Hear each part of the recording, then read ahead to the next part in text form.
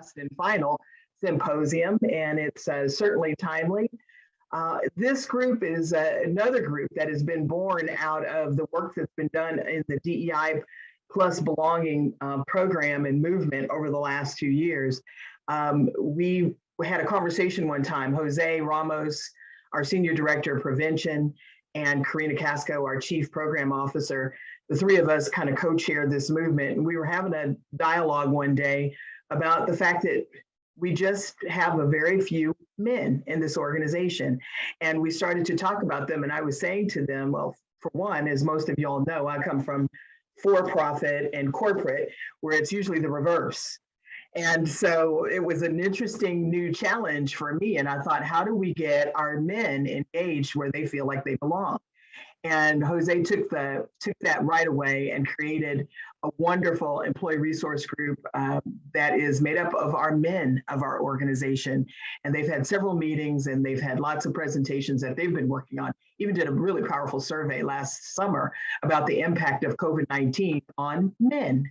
So we really appreciate the work that they're doing. And today their panel, led by and moderated by Jose, who's not only our Senior Director of Prevention, but he also sits as Board Secretary for the National Association of Social Work, which is extremely important in this conversation. His panelists today are Nick Mazzeo, Alex Garcia, LaHenry Solomon, Manuel Fierro, Matt DeBeer, and Melvin Valentine. And they're going to talk about the work that they do as quiet warriors for change and service in nonprofit. Jose? Good afternoon, everyone. Can you hear me okay? Yes, great. Thank you, Kimberly. So I hope you're all having an amazing afternoon. Just let me reintroduce myself. My name is Jose Ramos. My pronouns are he and him. As Kimberly mentioned, I'm the co-chair of our DEI plus B journey, along with the Senior Director for the Prevention Department. And so I hope that, I don't know if any of you realize that it's almost 2 o'clock in the afternoon, right? We started this journey, this conversation around 10 a.m. I don't know about any of you, but for me, this has gone fast, lots and lots of learning. We started our day with, talking about living out loud. We went into a journey about our visible self, and we went on to a few. So really, I want to appreciate all of you for being with us, staying with us this afternoon. And as Kimberly mentioned just a few minutes ago, one of the things that we decided to do as part of our journey of DEI plus B work at Children's Bureau is we created what we call the Children's Bureau Exceptional Men's Group. So let me share a little bit about this group, and then I'm going to invite our panelists to join and share with all of us about their journey.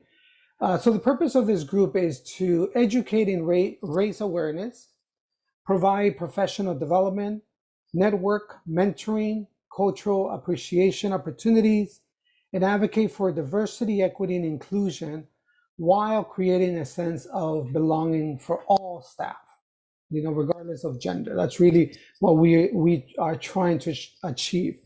The group meets quarterly, and so far we've met about 3 different times during the last year or so. As Kimberly mentioned, it's also led by Melvin as well. Melvin is the co-chair of the group. As most of you would agree with me, males working in nonprofits is not the norm, right? I don't know how many of you know, but how many males we have at Children's Bureau. As of yesterday, we have about 42 active males out of about 500 employees, give and take, right? So roughly about 11% of our staff are males. Well, today we are going to hear from some of our males and what they're doing to support our mission and build space for belonging. So we have a very diverse group of males working at Children's Bureau who will share their experiences and learning while at Children's Bureau. So let's go ahead and get the conversation started. So the first thing I want to do, I want to ask each of our panel members to introduce themselves. So if you all can introduce yourselves, tell us a little bit about your position and how long have you been at Children's Bureau. So I'm going to call off and then just respond. I don't see everyone in my screen, so Forgive me. So hopefully everyone is here. Let me start with the first one that I see, which is Nick. So Nick, can you introduce yourself, your position, and also how long you've been with Children's Bureau? Hey everybody, good to see you all again. So I am a program manager in the prevention department here in Orange County. And I have been with Children's Bureau for 6 years as an employee and 1 year as an AmeriCorps Vista. So all told, 7 years. Awesome. Thanks, Nick. Really appreciate that. Manuel. Yes, thank you, Jose. Manuel Fierro. I'm the Director of Strategy and Innovation for MCI. And next month I will be here a year. Great. Thanks, Manuel. Alex. Yes, good afternoon. My name is Alex Garcia. Actually, I'm my last week as the clinical supervisor for the Carson site. I will begin the director of intake and outreach as of this coming Friday for here at the mental health department. And I've been part of Children's Bureau for almost 2 years come July. Great. Thanks, Alex. Melvin. All right. Good afternoon, everyone. Melvin Valentine. I'm the manager of CBU. In August, it would be 3 years. Great. Appreciate that, Melvin. Matt. Sorry, here I am. Yeah, I'm the Chief Information Officer. I've been here for a little less than a year, though I've been kind of associated with Children's Bureau for like 16, 17 years. Thank you, Matt. And LeHenry. Good afternoon. LeHenry Solomon, Clinical Program Manager, Service Area 8, and it'll be 2 years this June. Great. Thank you all. Really appreciate that. So let me start with the first question for the group, for the panel. And then again, I'll just bounce it off. If anyone wants to add afterwards, please feel free to do so. So from your, so let me ask, what got you to work for a nonprofit and what keeps you at a nonprofit? Right? Again, what got you to work for a nonprofit and what keeps you working at a nonprofit like Children's Bureau? So let me ask LeHenry to get us going. Sure. So initially it was sort of, I think, how a lot of therapists, I'm LMFT, so a lot of therapists make their way into the nonprofit to get hours. And so that's really what it was about. And I think I've remained in the nonprofit sector just because there continues to be communities and families that are underserved and that are marginalized, and so many of the things that we've already talked about. So I feel like it's important to me to stay rough-like and be of service. Appreciate that, Henry. Nick, what about for you? What brought you and what keeps you here? So I was having a conversation with my wife, and I was talking about how the world was not the way I wanted it to be. And so she said something to me, and she just said, "So why don't you do something about it then?" And I got indignant, and I said, "Well, I will." And so then I started doing AmeriCorps, and that I picked Children's Bureau because we had the opportunity to work on gender equity through a father involvement program. And so yeah, that led me here. Awesome. So we definitely need to thank your wife for bringing us over here. Yeah. So, Alex, what about for you? What keeps you here? What brought you here, and what keeps you here? So as far as like even what Henry said, even when I was about to graduate from my graduate program, I wasn't sure how to look and where to look in regards to getting a job and getting my hours. And I happened to fall into a provider that I was with for 10.5 years before I came over to Children's Bureau. And as far as nonprofit, I've been used to nonprofit. I was a case manager when I graduated from undergraduate, so definitely used to that. And coming into Children's Bureau, I left what would have been a dream job that I had prior, and in a sense, it was a blessing in disguise that I realized it wasn't a dream job. And because I came here, and what keeps me here is basically the team that I currently have, and the colleagues that I also have as well, and just the organization in itself. Appreciate that. Great. What about for you, Melvin? For me, my career started off in for-profit, and I'm going to use the term that you gave me, Jose, so kindly. When I started to observe that my son was having a mental health experience, I left my job and took some time off to be with him and to help him back, get him back to himself. I saw an opportunity to be a trainer here at Children's Bureau. That's one reason why I came. It aligned with what me and my son was immediately going through and experiencing as a family. What keeps me here is all these wonderful people, being able to have therapists as co-workers and being able to grow and learn from them the same way they learn from me is what makes me stay here at Children's Bureau. Appreciate that, Melvin. Manuel, what about for you? So for me, I think I started off as a teacher. I taught third and fourth grade and then went into social services. And to me, I think it was being able to have an impact on the families. So the close nature that and proximity that you have, and then later started doing community work. So I feel like that's where it's at in terms of making systemic changes with policy and practices so that a whole slew of people are impacted in a positive way. Appreciate that. And what about for you, Matt? So my relationship with Children's Bureau in particular, this particular nonprofit is unique in that I started a business many years ago. I sold my house to start this business, and we were pretty broke and we were struggling. And Children's Bureau ended up being our second customer.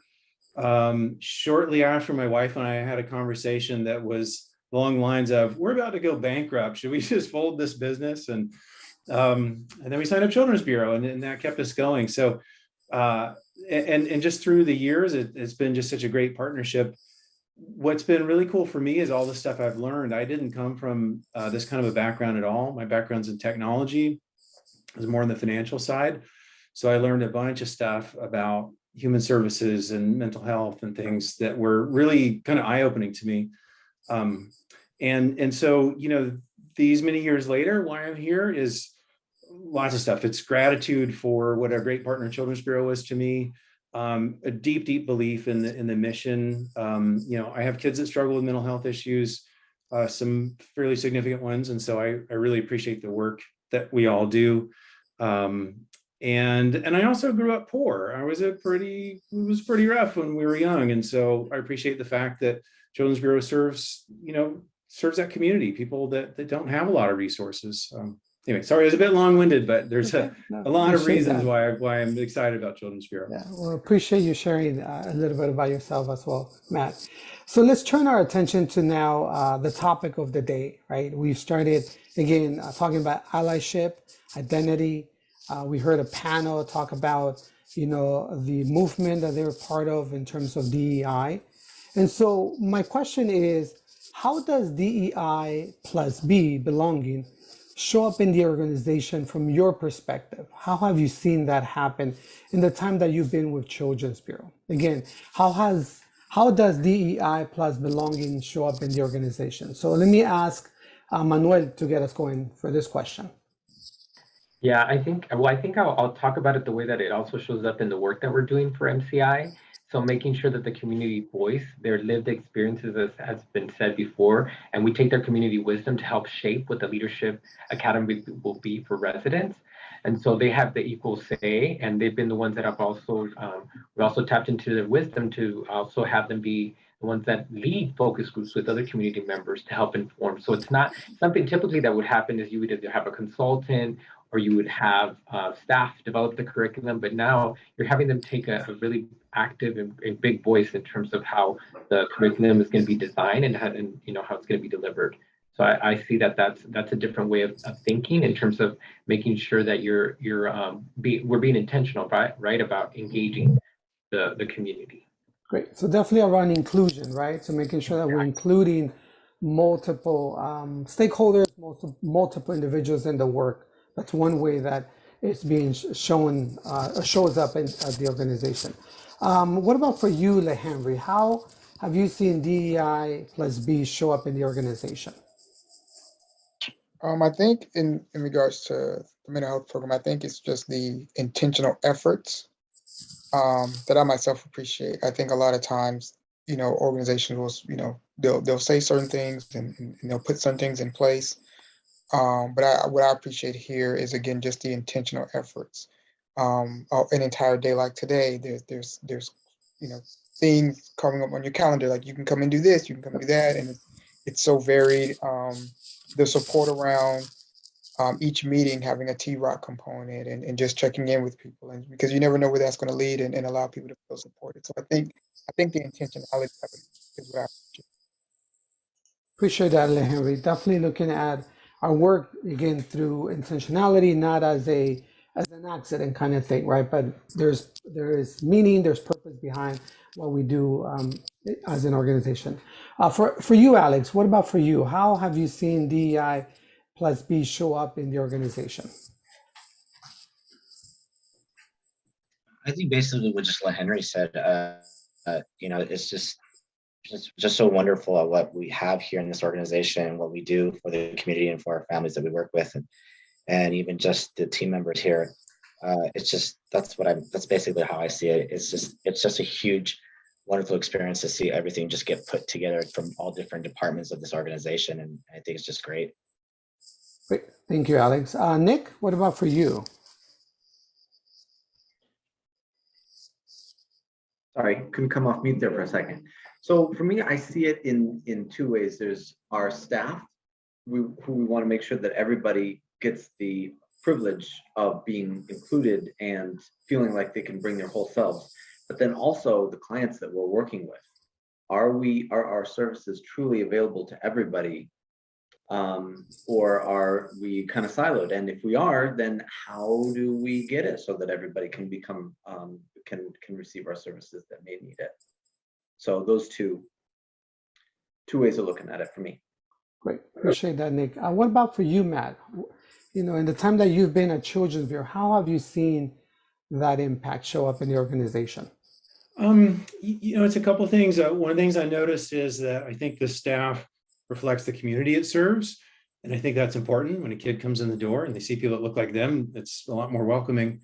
And for me personally, what I've noticed is there's a lot more sort of the diversity of people means diversity of ideas. And that's been probably the most fun thing for me in terms of this is in a meeting, there's lots and lots of different viewpoints.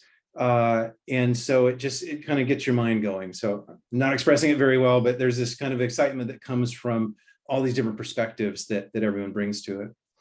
Great, appreciate that. And Melvin, what about for you?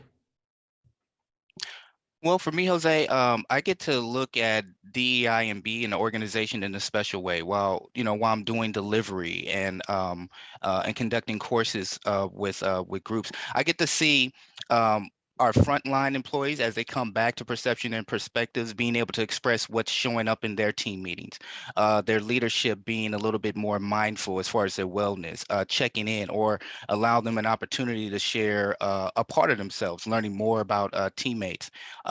It shows up because that automatically or eventually translates to the clients that we serve by looking at them in a different light. Are we not being judgmental about their experience? I think someone spoke about that earlier today, but that's why I see it. I see it in the classroom, in the virtual classroom, and how our frontline employees are starting to embed it in everything they do, whether with peers, clients, everywhere around them. Great, appreciate that, Melvin.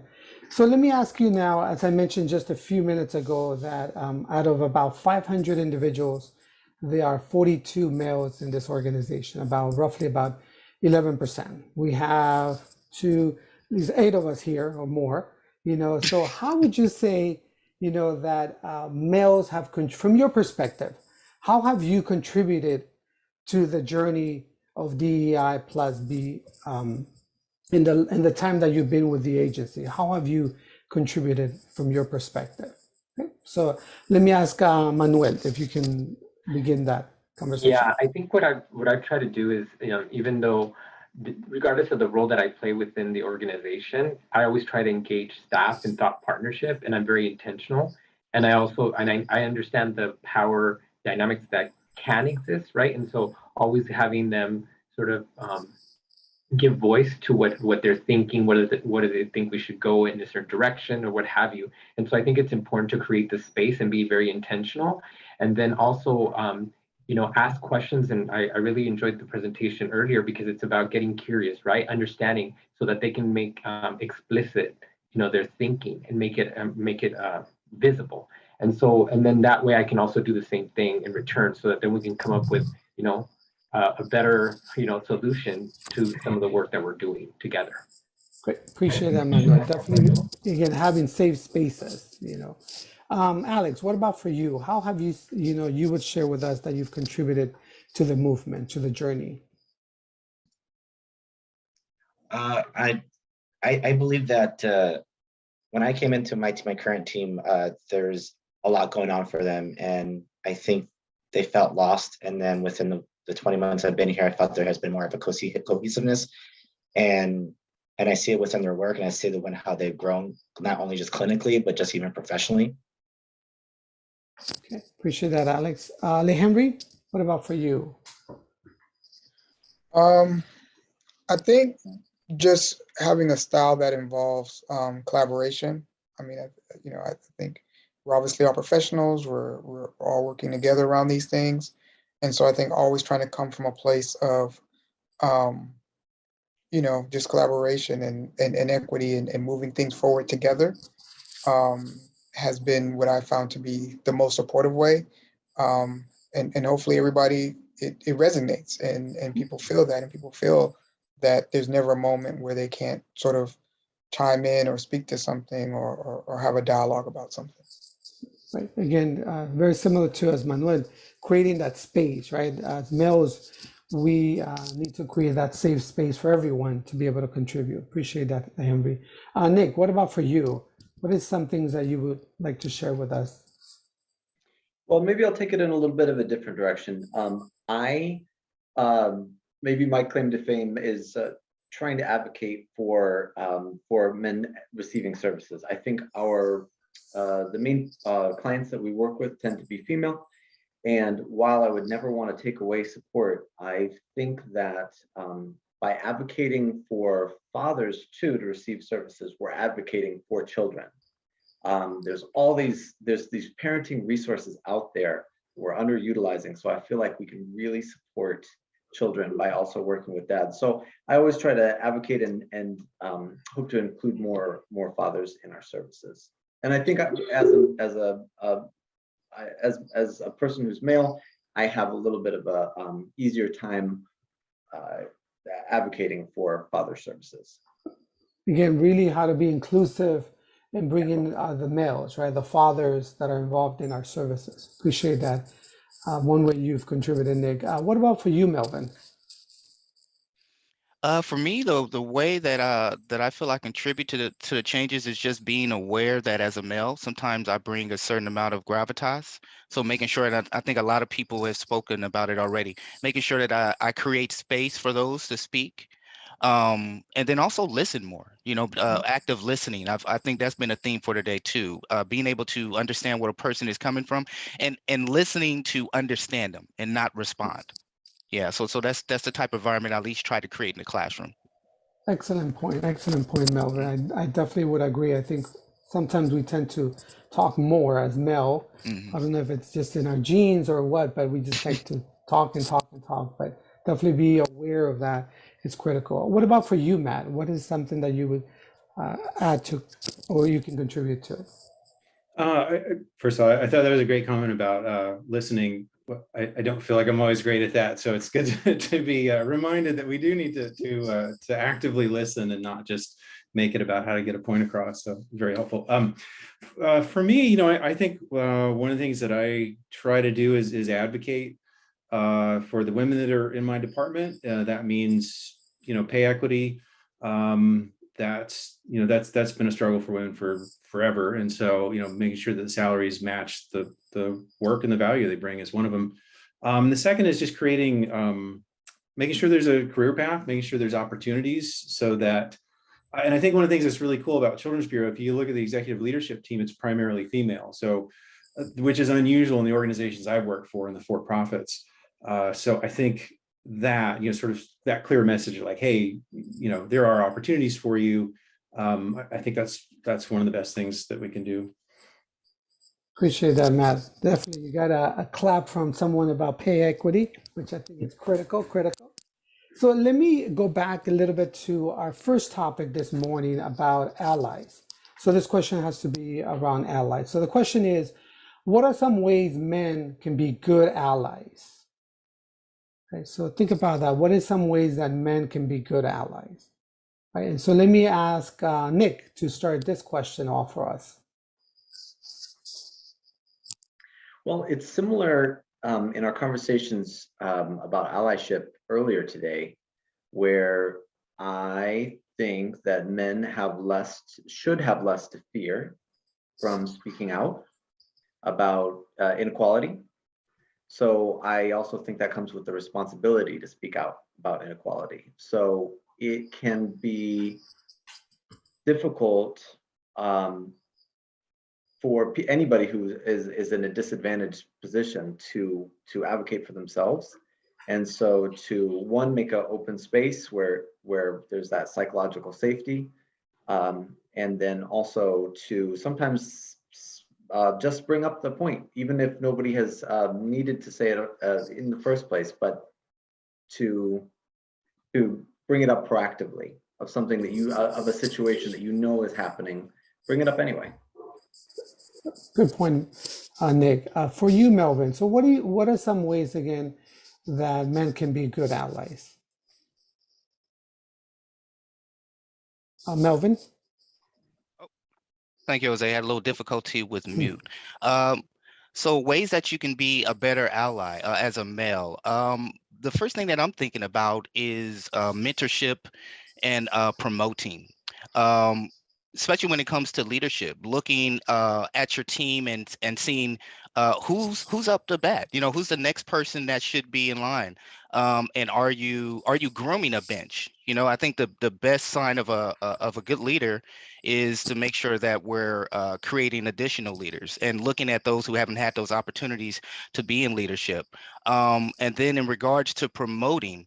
And I don't mean promoting as far as giving someone a new position. I mean the way that you talk about people when they're not in the room with you.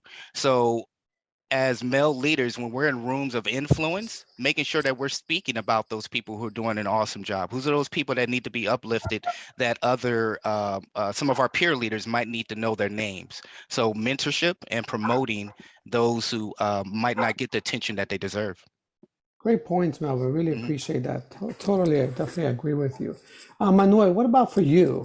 What do you think are some ways that men can be good allies? I think I totally agree with Melvin and Nick.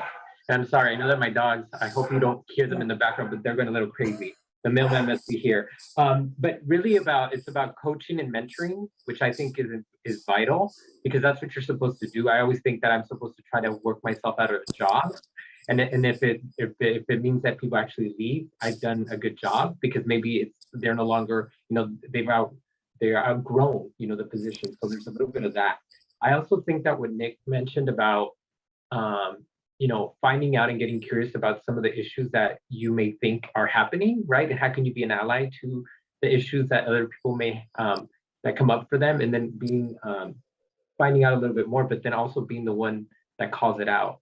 And that way you can be an ally. But I think it's first and foremost, you need to deepen your understanding to be able to do such a thing, to ensure that you get it right. And if you don't get it right, like has been said already, you know, making sure to say, you know what, this was my attempt at calling it out as well. Because you'll get it either right or you'll learn from it. So I don't see it as failure. I see it as you just learn. Definitely, right? Always learning, always learning. Thank you, Manuel. What about for you, Matt? What are some ways that men can be good allies? I think one of them is to help change perceptions. You know, one of the things that comes to mind, the realization I had some years ago, is that being a mom is an extremely valuable work experience. You know, they work hard and they handle crises and they juggle lots of priorities. And you know, it used to be kind of a negative to have a gap in your resume because you took time off to be with your kids. And so, but I think it's actually an enormous strength. And so changing that perception, like, hey, let's stop looking at this as a bad thing. This is in fact a very good thing. These are going to be, you know, dedicated employees. That's I think a way to be a good ally. Thank you, Matt. Appreciate that. What about for you, Alex? I'm just kind of taking the perspective as, you know, when obviously I was a clinician for many years before I hit the supervisor role. I was very cautious of being a male clinician in this field, and knowing that most of these kids that I worked with have gone through some type of trauma or abuse, especially when it comes down to domestic violence. And typically we hear that the perpetrator is the male. So again, I'm not sure how this caregiver is going to respond to me or the client, whether it's a little boy, little girl, etc. So just to show them that I'm just a neutral person and I'm an ally in regards to I'm hearing what you're saying. I'm here to provide you the support, the resources that you need in order for them to progress. And at the end, what was very rewarding is the processing that these kids went through in regards to their trauma. And that's how I saw myself as an ally, that if I saw that what they've gone through and they succeed, that and especially when I would hear it, it wasn't my fault. That is the best reward to hear when a 7-year-old says that because of what they've been through. So again, it was always a cautious being a male clinician in this world, especially when it comes down to specific types of trauma. Appreciate that, Alex. Great insight. Really appreciate that reflection. Henry, what about for you? What are some ways that men can be good allies? I think first and foremost, recognizing privilege when it applies. When you know, something may come up and you'll know that, you know, they may be looking to you because of your perceived gender or sex. So, you know, it comes up oftentimes when we'll get a request for a male clinician. And really thinking about like, what does that mean and why does a family prefer a male clinician and things of that nature. And I think the other thing would also be asking more questions and making statements off a lot of the time. Just really taking the time to sort of just ask and see what people have to say, see what the consensus is. Appreciate that, Henry. Again, great insight. I really like that. So we have enough time for, I believe, one more question. And so this question has to do with inclusion, right? So here's the question. Considering you're a leader in a female-dominant field, what is your definition of inclusion? Right? So let me repeat it again, and then I'll ask any of you to just jump in. Considering you're a leader in a female-dominant field, what is your definition of inclusion? So whoever wants to get this question going, please feel free to jump in. I'll go ahead and get started. I think it's about inclusion, making sure that everybody's voice is heard and that you create the processes and you create processes, the psychological safety for people to voice whatever comes up for them, and fully trying to get an understanding of what people are saying, as opposed to and I've seen this also play out like in community where there's maybe community members that are much more vocal, but then creating the space so that you say, okay, we're going to go around the room, or now I want to hear from those that I have not heard yet. And so I've learned through that process that sometimes they have a lot to say, and they may say something that's very different than what has been said before. And so I think it's about being intentional about that. Appreciate that, Manuel. Anybody else wants to jump in? Melvin, please. Yeah, I wanted to jump in on this question. So a female-dominated field. So a lot of things that I look at is, what am I doing to be included? The first thing that came to my mind is that a few days ago, we did a virtual baby shower for some of the ladies that recently have had babies or are having babies. And I didn't attend. And I didn't attend because I'm thinking about traditionally, like, I kind of stay away from baby showers. But what is it I could have done to be included, right? Go and show my support, and I would have had a sense of belonging, felt like I was a part of the group. So I'm starting to look at areas of connection at Children's Bureau where I can get more involved as a male, even if it's a space that I normally don't go in. I want to be in, just to represent and to create that sense that I'm included. And if I feel included, then it changes things for somebody else. But I'm just looking at little things like that. I think, what is this, about 15% of the men in Children's Bureau on this right here on this segment. So just figuring out ways that I could put myself in the room and in the conversation. That's what inclusion means in this particular field at this time. Thank you, Melvin. Really appreciate that. So I see you're being invited to baby showers. So you're going to be getting a lot of invites, Melvin. So anybody else from our group wants to share, again, considering you're a leader in a female dominant group, and somebody posted, I couldn't see it, but somebody put in some data. What is your definition of inclusion?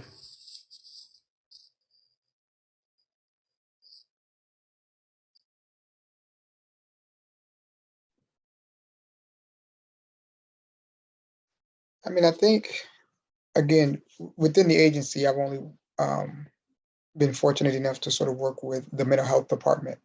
And so I think when it comes to inclusion in that regard, um, similar to what was being spoken earlier around talking about who is the family, who are caregivers, when we're talking about who can consent or just, all of that sort of thing. Who are we reaching out to? What are we sort of looking at? Um, it's being mindful of just, who it is that we're trying to serve and what's the best sort of way to get that done. And it often comes up, in a number of ways, but I think always being open is sort of how it shows up most often. Great. Thank you so much, LaHenry. I know we're a few minutes past our time, so I'm going to go ahead and stop here. I just want to once again really appreciate Kimberly for the opportunity for us to share just a little bit with all of you. And I do want to end with just acknowledging all of our females and women at Children's Bureau. You are what drives this organization. As male, I believe I cannot speak for any of my peers, but as a male, I'm here to support any way that I can, any possible position or any possible time that I can to help. So thank you again, Kimberly. Really appreciate the opportunity to share with everybody. Jose, thank you. And panelists, thank you so much. What a great conversation and a wonderful way to wrap our day. Well, as Jose said a moment ago, when we were planning this, we thought, oh my goodness, 10 to 2:30, that seems like an eternity. But it has blipped by even with our lunch break. Really, thank you so much, every one of you, for your time and attention, your comments, the love that you've given and shown to every one of the speakers and panelists, the comments. They're so rich. We're going to download those and make sure that we answer some of the ones that we might not have gotten to. I appreciate the love and in the chat right now. It's been a day, hasn't it? I want to thank, before I turn it over to Ron Brown, our CEO, for final comments, I do want to have a very special call out to each one of our invited guests, but then also my colleagues on the executive leadership team, Monica Lee Copeland, Gail Whittemore, Karina Casco, of course, Ron Brown. The work that we do and the work that you've seen could not be done without the support that our ELT, our board of directors, organizationally as a whole, all the people leaders, thank you so very much for allowing this space to be what it was today. And we greatly appreciate it. Special call out to Jose and Karina, who are lockstep with me on this journey of DEI leadership. And thank you to each one of you. You all make it happen. So Ron, any closing remarks you'd like to share with the group? And then Melvin, you can take down the deck here. Yeah, thank you, Kimberly. And I want to thank all of you that have kind of stuck it through the whole day. I know that for some, they weren't able to, but we still have over 300 people on this call, which is pretty damn cool. I also want to recognize what you heard today, and that this is a journey. And it's a journey that isn't a place to stop, but it's one that we continue to walk, and that we all need to walk there together.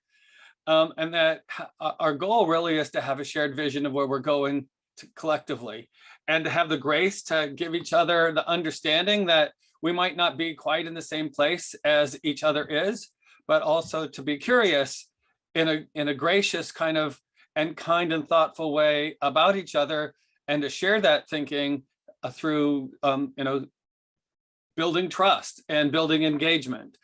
And then, as you heard today, and as you've seen in my emails, is to help translate that, what you've learned here at the organization, and how you're working together, and how our hopes for the future are built, and to translate that so that you can use those same skill sets with the children and the families and the communities that you're serving. I say this all the time, and I know that this isn't indicative of all of our clients, but poverty is not a crime. So we're not dealing with criminals. We're dealing with people that live in different financial circumstances for many of our clients, not all of them, by the way.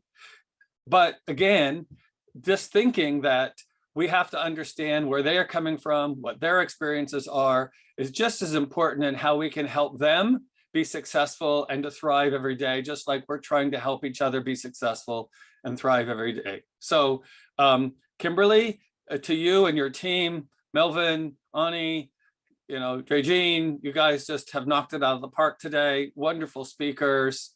So much gratitude for all of this. Thank you very, very much. And once again, I'm really delighted to have all of you on the journey for Children's Bureau.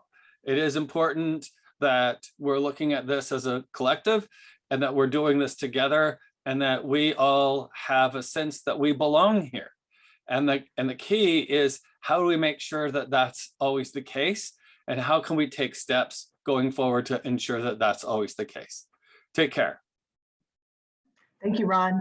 Thank you, everybody. And we'll be seeing you in our courses coming up. Take care. Be well.